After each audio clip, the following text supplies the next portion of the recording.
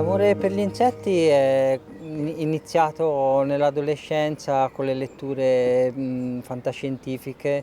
Allo stesso tempo facevo anche fumetti che si riempivano di insetti e poi più avanti con gli studi dell'università, durante alcune lezioni ci facevano portare cose da vedere, fiori principalmente da osservare al microscopio. Io, scoprendo degli insetti dentro i fiori, ho pensato, guarda come sarebbe bello vederli in grande.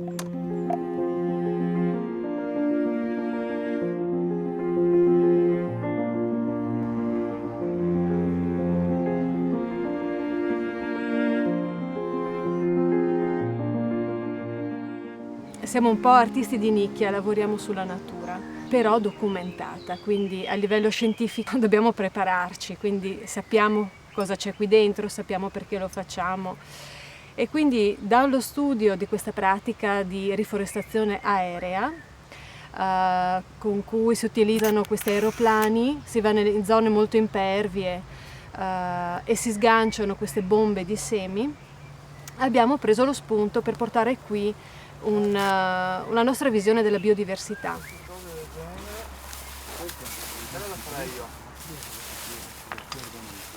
E questa parte dell'installazione di seed bombing di questo progetto prevede questo luogo qui che è un po'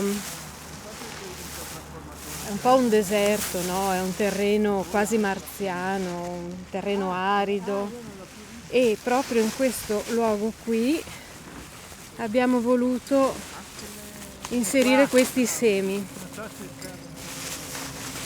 Sono come un bombardamento, qualcosa di alieno che viene lasciato qui in quiescenza. La quiescenza è la capacità della natura di rimanere dormiente anche per millenni, anche per secoli, e saper aspettare. Il progetto di fare degli insetti per un giardino botanico nasce dall'idea che appunto nel giardino ci vogliono gli impollinatori, i fiori hanno bisogno di impollinatori, ecco da dove viene l'esigenza di avere dei modelli di insetto, perché l'attenzione del visitatore vada anche sugli animali che ci sono, gli insetti, in questo caso l'impollinazione, non solo sui fiori.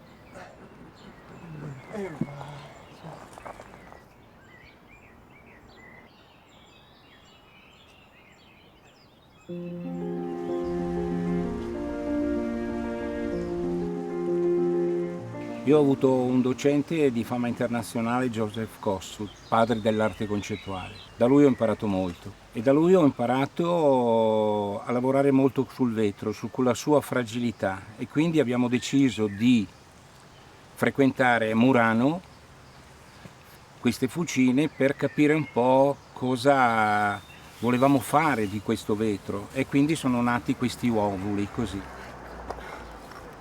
Con dei maestri vetrai di Murano abbiamo creato queste bombe di vetro che verranno ancorate al suolo e che contengono dei semi di varia natura, di tantissimi tipi di piante, graminacee.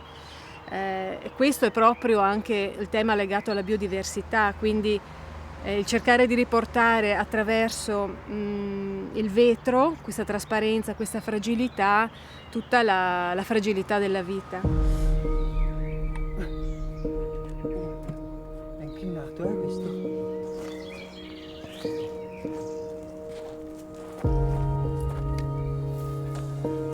Lo ruoto un pochino da questa parte, forse? Così almeno chi viene da di là lo vede meglio.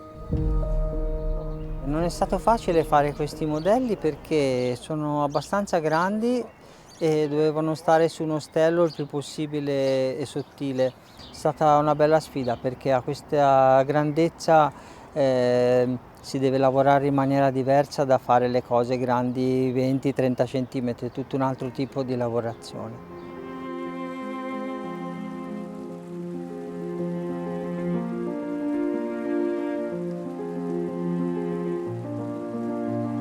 Il nostro lavoro non è più estetico, è un lavoro etico, è un lavoro che vuole, nei nostri limiti, dirvi di proteggere questa natura, di questo nostro mondo, perché ce n'è uno solo.